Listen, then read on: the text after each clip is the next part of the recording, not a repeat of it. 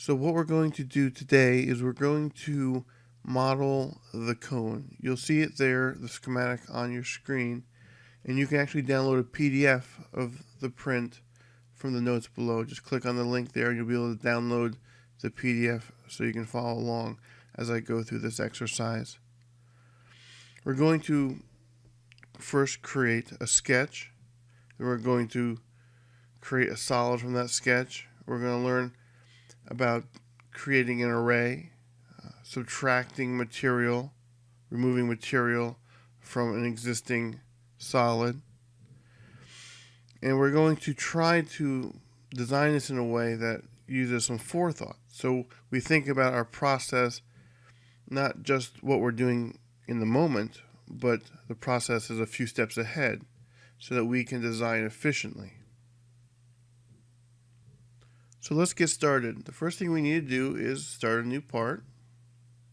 And since this part, the print that we have is in inches, we're going to use the standard inch part, the IPT file. So we can go ahead and start that and create. And the first thing we need to do is we need to create a sketch. So go ahead and start a 2D sketch.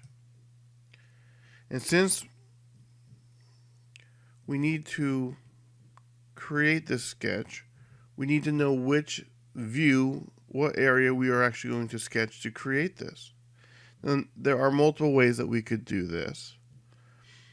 But what I want to do is I actually want to sketch the side of the cone. There's only half the side, and then we're going to create a revolve so we get that full 360 shape that we want for this cone. So I'm going to select the YZ plane as my starting spot. And I always like to incorporate this little yellow point at the center of my crosshairs here. And what that does for me is that allows me to anchor the lines that I'm creating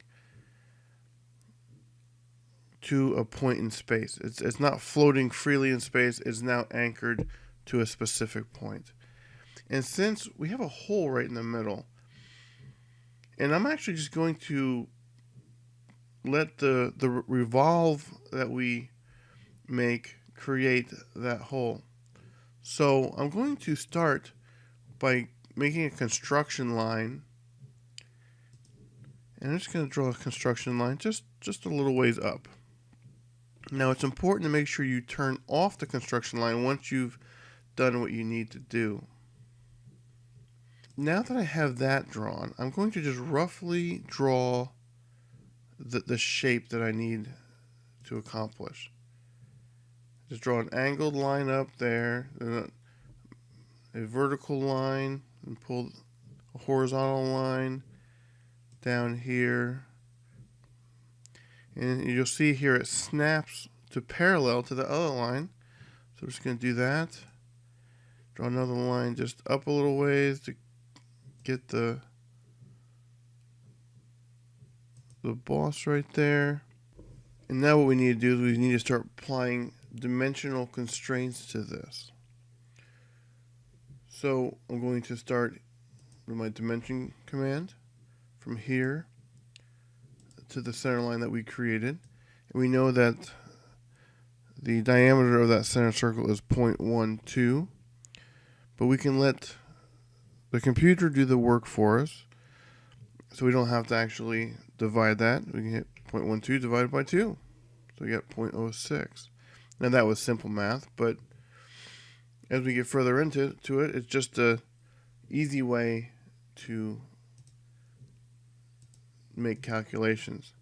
And now what we're going to use for this inside dimension is 0.97. And that way, when we talked about thinking ahead, we know that we need to have that material there so that we can cut out all of the little grooves that make the inside of the cone. So we're going to hit 0.97 divided by 2. We're going to get that wall. And then from here to there is what I meant. And that is 1.13 divided by 2. Okay. So now we know from the note down below that the wall thickness is 0.05. And the wall thickness here is going to be the same, 0.05. And we need to add a dimension from here to there. And that dimension is 0.38. And that this right here is 0.2. And that this to here is 0.26. We can tie that in right there. And what we really want to look at is the fact that our sketch turned completely purple, which tells us that the sketch is completely locked down, it's completely constrained. Now we finish our sketch. And what we're going to do now is we're going to do a revolve. And it already figured out the profile that we want to use, but it doesn't know what the axis is that we want to use. So we go over here to our origin list in our panel down the side here, and we want to choose the Y axis. And yes, we do want a full rotation. We could define the angle here, so we just wanted it to do 90, but no, we want a full 360 degrees. All right. So now we have the majority of our cone. So now what we want to do is we want to get all those nice little circular grooves built in to our cone. So now we're going to use the 2D sketch again, and we're going to select this top face. And I'm going to, just for simplicity's sake, pick the approximate area that is shown on the print. So right here on the side, just going to drop that dimension right there. And now it has a radius of 0.06. So we go ahead and let's define that. And what we have here is a diameter, so we're just going to double it. So 0.06 times 2, or we could just do it in our head, 0.12.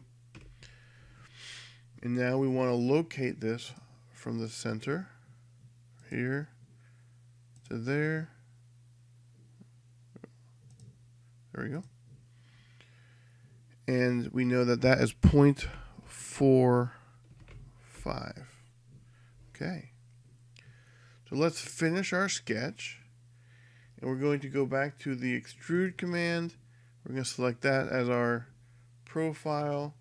We're actually going to flip the direction because we want to cut material away. And when I flip direction, it automatically guessed that we were going to subtract. But this is somewhere that you always want to make sure that you look at before you say okay, because it may be doing the opposite of what you want. So it's just always a good thing to verify. Now we don't want the hole through the bottom. Instead, we would like to stop this subtract at that surface right there. So all we get is the groove in the side wall, not a hole going through the side of our cone. Okay, but that's only one, right? So how do we get the rest? Do we have to do a sketch for each one? Absolutely not. We're going to use the circular array, and we're going to select that as what we're wanting to make an array of.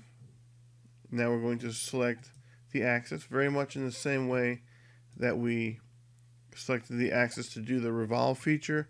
We're doing the same thing. We're picking the axis that we want to swing around to create our revolve.